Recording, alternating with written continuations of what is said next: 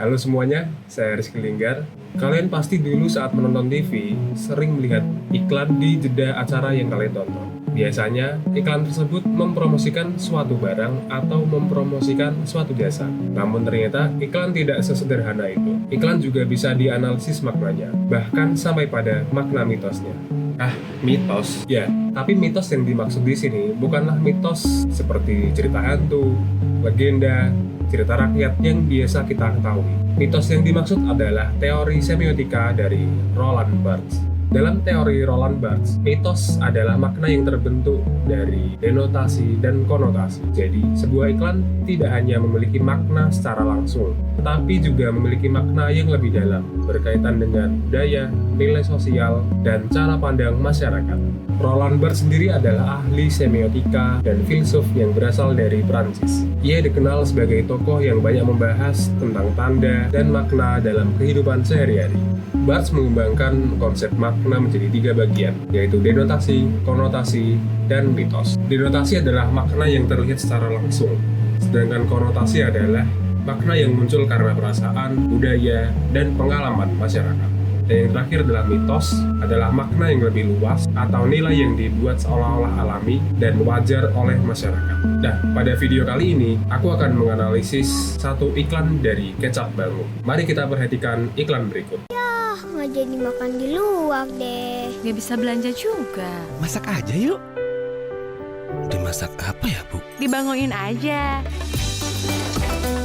Hanya dengan sentuhan Bango yang terbuat dari malika dan bahan alami berkualitas. Jadikan masakan sederhana lebih istimewa. Gimana? Nambah dong, Bu. Karena rasa tak pernah bohong. Setelah melihat iklan tersebut, kita bisa menganalisisnya menggunakan teori Roland Barthes, yaitu melalui denotasi, konotasi, dan mitos. Pertama, kita mulai dari denotasi. Jika kita perhatikan tampilan visualnya, iklan ini menampilkan sebuah keluarga yang hendak pergi keluar untuk makan, namun hujan.